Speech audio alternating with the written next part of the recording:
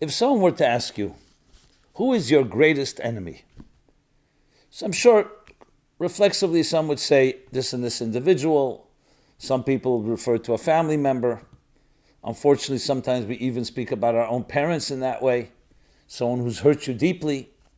I mean, there's all kinds of ways to define an enemy. In a more collective sense, communal, some will say racists, anti-Semites. For the Jewish people, Nazis, or others that hold such discriminatory perspectives. But the truth is, if you think about it, the greatest enemy has to be defined by the thing that blocks you and stops you more than anything else from achieving what you want to achieve. So how would you define that great enemy? So there's no doubt that it's within. And I'm going to submit here that the greatest enemy we have is fear. Fear. And why? Even though there can be many other things, people say illness or economic bankruptcy, losing a job, divorce, because those are all circumstances. They're all not positive events on their own. But fear is what undermines, demoralizes, and in so many other ways paralyzes us. And above all, it is insidious. It is silent. It works behind covers. Because you can't point to it. It's not like there's an enemy, define it, okay, I'm going to fight it. It works from within, and it undermines us in every possible way from achieving what we want to achieve in our lives.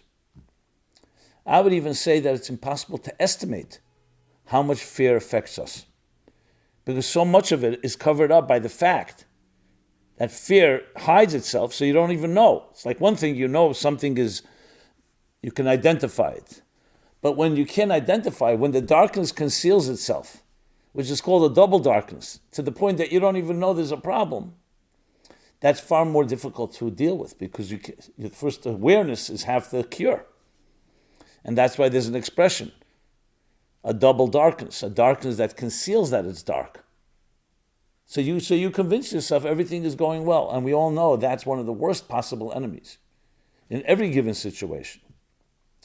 So it's very difficult to estimate its effect and its impact that it exerts on our lives.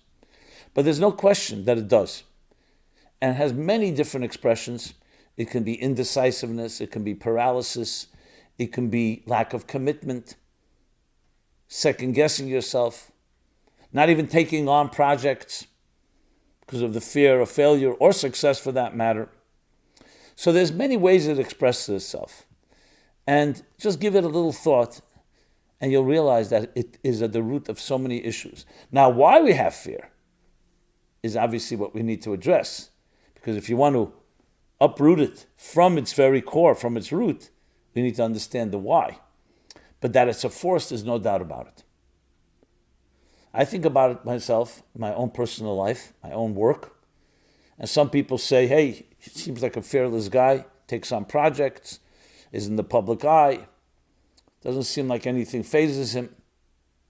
Well, fear takes on different shapes. For some people, the fact that a person can behave courageously and actually do things that way doesn't mean they don't have doubts. It doesn't mean that they don't second guess. It doesn't mean that perhaps they have much more potential that they're not actualizing. So again, it takes on many different shapes, and I think about it all the time, because sometimes I say to myself, maybe I'm not even aware what's holding me back. And if there is something holding me back. Because remember, we start convincing ourselves, no, everything is great. What's the problem? Just you're forging ahead. So it'll take a little time for each of us to evaluate, but it's important to be honest with ourselves, especially if you want to grow. And one of the things with fear is it's not such an easy thing to acknowledge. Who wants to say, I'm fearful, I'm hesitant, I'm tentative? So, my friends, let's take the bull by the horns and enter face to face to one of these darkest elements in our lives. Now, where does fear come from? I think that's vital, because once you know where it comes from, it's easier to defang the enemy when you understand its roots. Now, is any child born fearful? In most cases, I would say no. There may be some anomaly, some aberration due to something that happened, some trauma. But generally speaking, we are naturally born not fearful. As a matter of fact, as children begin to explore, we have to watch them because they're not afraid of anything. Number one, they don't know that if you stick your finger into an electrical outlet, God forbid, it can cause a shock. So that's lack of awareness. But there's more than that. There's a certain free abandon. The only place they learn fear is from adults around them who say, this is dangerous. Now, in some cases, that's important. You have to tell a child not to cross the street alone. And there are different dangers that are lurking out there. However, the child on their own does not have anything that holds them back. So what's the question? What's the issue here? And the issue is self-consciousness. Not just a question of whether you're aware of certain things are dangerous or not. Obviously, there are things we have to avoid, and that's what we teach our children as well. But it's not a natural fear due to something that is inside of them. It's rather a prudent approach to be careful in life. And yes, of course, we all have certain natural, fire. It doesn't take much to learn that you don't put your hand in fire. A child will learn very quickly. And yet, they may not know that some things are dangerous or hot that you should stay away from. So that's what they need to learn. But we're not talking about those type of fears. Those are not fears. Those I would call caution. That's more what the person has to have, as I said, being prudent and careful in your life. Discretion may be the right word.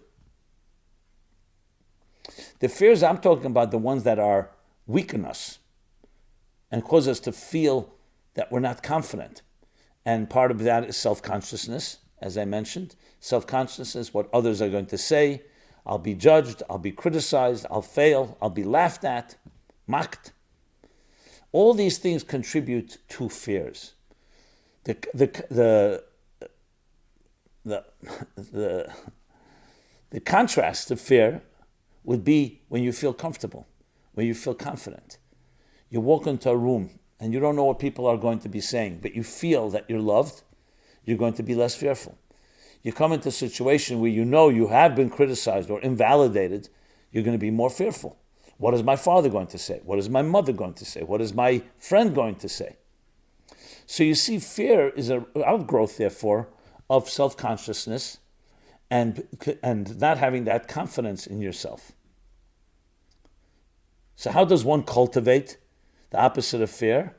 You cultivate it by having an environment that is very reassuring, secure, safe, loving, nurturing, validating. As soon as you don't have that type of environment, you have the breeding ground of the forces that start creating fears in our lives.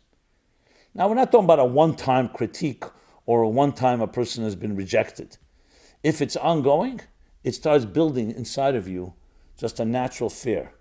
I mean, I've heard from, I can't tell you how many people, when my father would come home, I was always trembling because he was always finding something to critique. For some people, it's a mother. For some people, it's someone else. So what does trembling mean? Trembling doesn't always mean physically trembling. Sometimes it's also physical. It's all part of being undermined and not feeling secure with your situation. So our earliest fears definitely begin in those early years and formative years. And once it gets etched into our psyches, it's much more difficult to eliminate. So then we develop the fight or flight approach.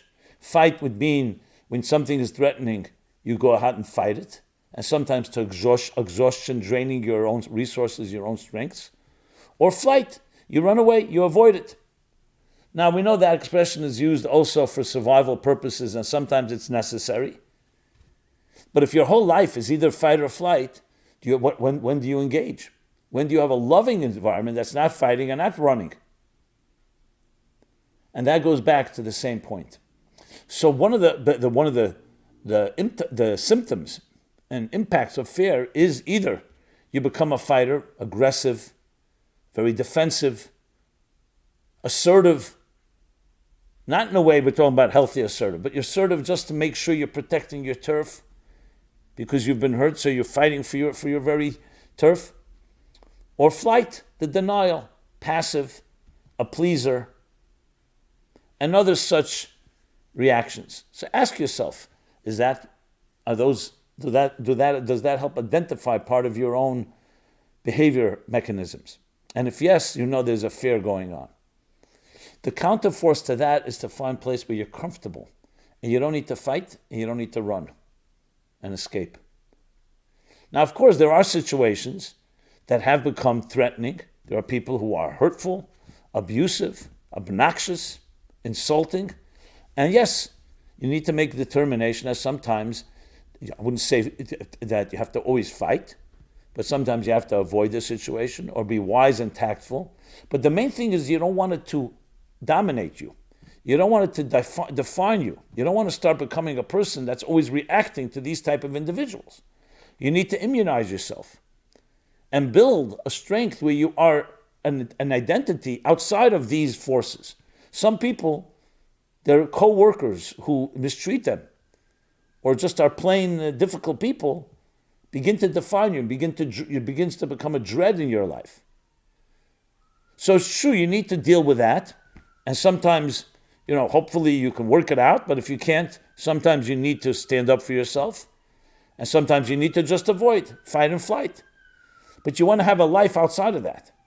As soon as your life is dominated and your real estate, your mind and heart are dominated by the fears or the reactions to people who are behaving in ways that are not healthy ways or very insensitive ways, you have become essentially an extension and a victim of theirs. So it's vital to define all of this, because there's no way you're going to deal with fear if you don't divide and conquer, which is the first step always, to evaluate the situation and choose your battles, try to minimize them, because you want to focus on nurturing and love, which means finding friends and finding people and finding family that do validate you, that do make you feel calmer and more relaxed. We don't have to be fighting or running. Many of us don't realize how important what I just said is. You know why? Because we get so much caught up in the merry-go-round, or the roller coaster, if you wish, that it's hard to identify and separate yourself from your life's activities. That's why it's critical to take time, space, and think about this. Separate yourself from that which happens around you. Even the things you're completely accustomed to and routine, and even things you've begun to tolerate.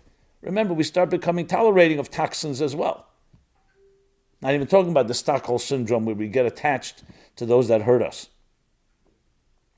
So start identifying yourself separate from the people around you, including workers, including family, including other associates, and so on. And then begin to identify who are the individuals in my life and what are the experiences in my life that are the nurturing ones, that make me feel more relaxed. I know when I'm in presence of that person, I feel more confident. It's not difficult to do if you sit down and deliberately do it. I would suggest a daily exercise to do that. Maybe in the morning when we say Moda'ani and we acknowledge and thank you, the gratitude for returning my soul to me, that may be a good time to think about it. But to designate time on a daily basis, because it's important to evaluate each day. And once you have some form of the coordinates, if you want, you map out your life relationships and also your experiences. It's easier to identify where the fear is coming from. Who are the people in my life that are causing me to be more defensive, to be more tentative, to be more careful? Again, careful, we're not talking about the healthy careful, but to be avoiding situations because of judgment and other things like that. I should have mentioned judgment earlier. Judgment is a big one, being judged by others, which is part of being criticized, being looked down at. And then who are the forces that are validating and loving? That's the step number one. Step number two, and this goes a little deeper into the very force of fear, is how then do you actually build, besides what I just said, relationships and experiences, how do you build forces that allow you to access your inner strength the way you were when you were born? Before fears began to settle in, before they seeped in their insidious way like a cancer, undermining us and creating the situation we may be in right now? And the answer to that is ultimately you need to access a power greater than yourself. There's a beautiful story they tell about Rab Meir from Primishlan. He was a Hasidic scholar, Hasidic mystic, a Rebbe, and he once came to a town. It was Friday afternoon, and he wanted to go to the ritual bath, the mikveh, but it was freezing cold in Russian cities, and the mikveh, this ritual bath, was situated at the bottom of a hill that was very slippery slopes in the icy winter. So people told him that we don't really go to the mikveh because it's dangerous. You can slip and fall. He was not a young man, but he insisted. There were two young people who saw that he's going to the mikveh, and they were very skeptical. How is he going to make it, this elderly man? And yet, he walked down the slopes and completely unscathed, came back smiling. Both of them followed him, and one of them slipped. He broke something. This one got sprained. So they went over to him Shabbos and they said, Rab Meir, we watched you go down the slopes and come back completely unaffected. Was it not slippery? He says, yes, it was slippery. However, it was slippery, but when you're tied above, you don't fall below. You know how powerful that expression is? Think about it. What is the above? When you have values, when you have spirituality, when you have transcendence, when you have God, something greater than yourself to hold on to. So it may be slippery, but you have something that's holding you, and you're holding it. Don't underestimate the power of our soul, our divine soul. And that's why you see, especially in the area of recovery and addiction, they talk about accessing a power. I've surrendered to a power greater than myself. Individuals who've gone through such difficulties and experienced tremendous fears and tremendous setbacks and challenges, realize that you need that. Sometimes when life is going and it's not slippery, you don't realize that you need that strength. But the truth is we all need it at all times. So building and reinforcing those forces that are greater than you are is the critical component to fighting fear. But you're not fighting it. It's not fighting like, you can't fight darkness, especially an invisible one at that. You don't fight it, you build a strength. So no matter what comes your way, you have that to turn to. And that's ultimately the greatest power of all. It includes humility, because you're getting your ego out of the way. Ego, of course, is just another feeder of fear, because it's about me. So fine, when things are going well, your confidence is going well, but when your ego is bruised, or somewhere you're unable to muster that energy, then your ego becomes your enemy, because it's all about me. And therefore, since it's about me, what happens is, it begins to become a force that works against you. Humility is you get yourself out of the way, including your fears. And you're allowing yourself to connect to something that's greater, and that gives you greatness, and that gives you confidence.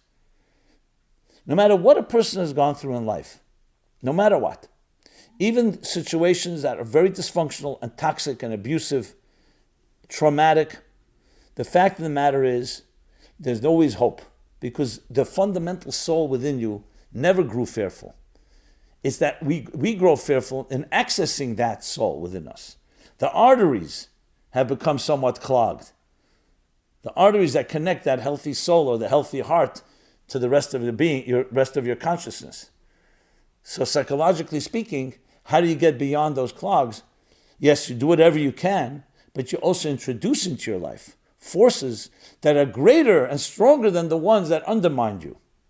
And ultimately, forces that are not man-made, and therefore they can't be taken away by human beings. Parents are a beautiful thing when they're nurturing, but they could also be very harsh, very painful, very harmful and hurtful. But when you realize there's a force and something greater and a cause that you connect with that's greater than you are, that is binding yourself to above, tying yourself up. When you're tied above, you don't fall below. Now, we're all going to have setbacks at times. That's not the point. The point is that you want to know what to do about it. Setback can just demoralize you, and then you give up, you become resigned. Or you could see it as a challenge that allows you to access those deeper resources, to reach upward. And when you're holding on, then you don't fall below. You don't slip below. So we live in a world filled with slippery slopes. We live in a world with many challenges.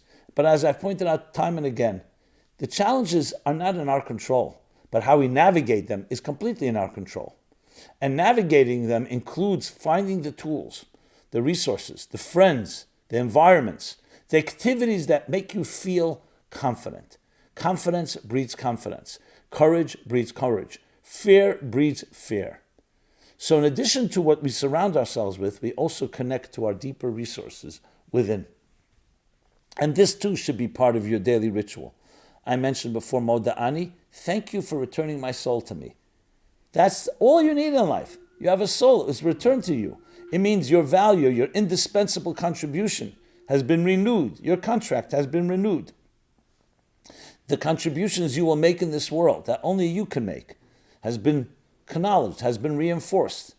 Every morning, make yourself aware of it. Be cognizant of it. And in addition to that, that self connects you to that higher force. Surround yourself with people that reinforce that time and again.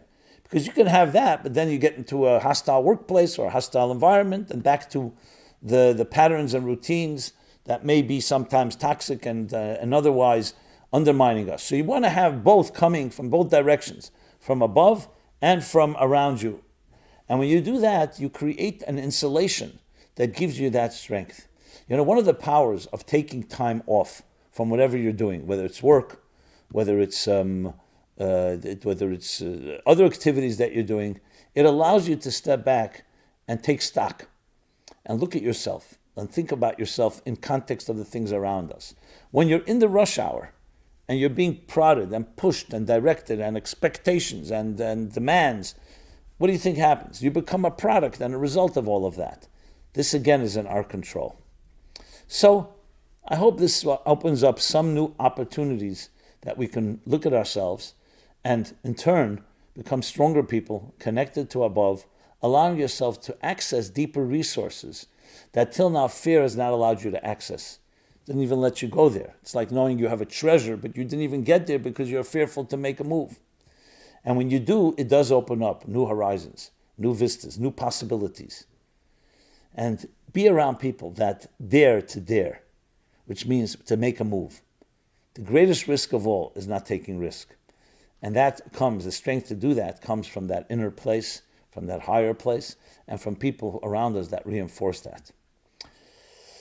So, my friends, there is another option besides fight and flight, and that is engaging in life, love, calm, serenity, relaxed, driven, but confident, and we can achieve far beyond anything we can ever imagine. May each of you be blessed to do exactly that. Dissipate some of your fears, and what do you think will come back to you? Great light, great power, great strength. This has been Simon Jacobson, Meaningful Life Center, meaningfullife.com. Please go there for this program, as it's archived and accessed anytime you wish, as well as other programs and a full schedule of events. We're talking about many different interesting topics. Some of them are more difficult ones, issues like fear, issues around abuse, and we try to cover the entire spectrum of life, meaningful life, to make our lives more meaningful, more powerful, more purposeful, and change the world for the better, that becomes better than when you entered it, to turn it into a nicer, more beautiful garden. So thank you again for listening. It's always an honor to share a few words. I'd love to hear feedback, comments. Please share this with others. And be well. I will look forward to see you at the next program. And I look forward to hearing your thoughts and suggestions and feedback. Be blessed. This program is brought to you by the Meaningful Life Center. Please help us continue our programs. Make even a small contribution at meaningfullife.com/donate.